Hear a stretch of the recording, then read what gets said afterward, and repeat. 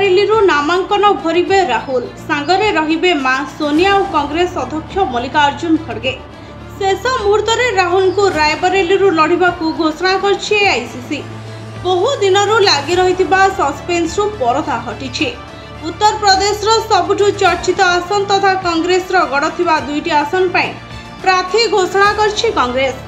एथर आमेथी छाड़ी रायबरेली निर्वाचन लड़े राहुल गांधी। आमेथी आसन ने किशोरी लाल शर्मा को प्रार्थी कर दल। आज नामांकन दाखलर शेष दिन थिबा बेले शेष समय रे प्रार्थी घोषणा कर कांग्रेस। एही दुईटी आसन कांग्रेस गड़ भावे जनाशुना। रायबरेली सोनिया गांधी लगातार जीति आसुवा बेले चलित थर से प्रत्यक्ष निर्वाचन न लड़ी राज्यसभा संसद जाइछंती।